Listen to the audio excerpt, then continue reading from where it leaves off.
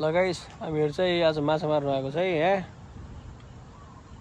यो चाहिँ अब हाम्रो घरतिरको एउटा सानो लेक हो। हामीहरू माछाहरू मारिरहेको छ। आज हेरौँ अब के पर्छ है। बुटसुटमा पनि माछाहरू मार्न आइरहेको हुन्छ। हेरौँ ल गाइस, अहिले माछा पर्यो भने चाहिँ हजुरलाई देखाउँछु ल। ल गाइस माछा होइन, यो कस्तो माछा मैले फर्स्ट टाइम पाइरहेको थिएँ। पिकक होइन, पिककै हो, यो पिककै हो। हो गाइजहरूले अर्को माछा पारेछ ल है गाइस, कता कता गर्दैछ। ल यसलाई नि अब के गर्ने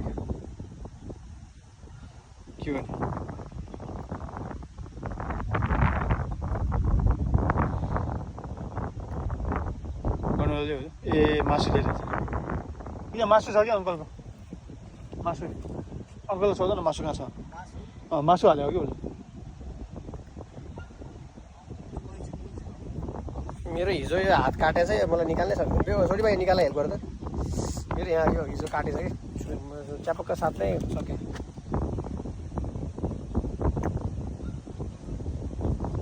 माछाले खाएर भाग्ला नि त।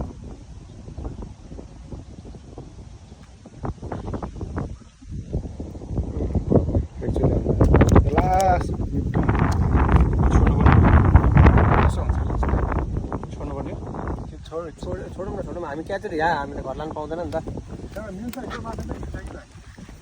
आफ्नै नियम होला। ल हेर्नुहोस् गाइस, सानो माछा छोड्नु लगाएको। छोडेको हेर्नु रमाइलो हुन्छ कि। लुगा एकछिन गर्नु है ल, माछालाई अब त घर जाँदैछस् भने होइन। कहीँ छ धेरै टाढैको होइन। ल गाइस फर्स्ट माछा है।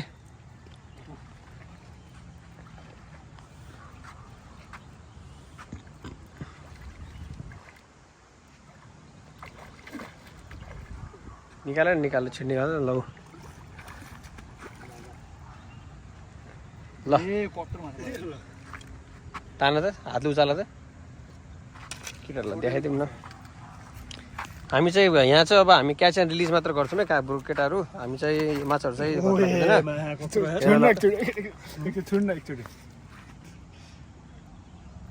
ल सुन्दा ल के हो, कस्तो छ रियाक्सन? त्यसरी मुखमा सिकाइदियो त।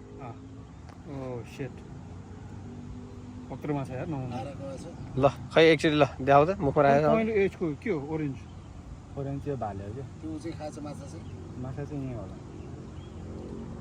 छोडिदिनु ल, पक्का भयो, राम्रोसँग देखाउ त, उतालेर देखाउ न। है गाइस यो चाहिँ पिकक माछा कत्रो छ यसो अनुमान गर त ल।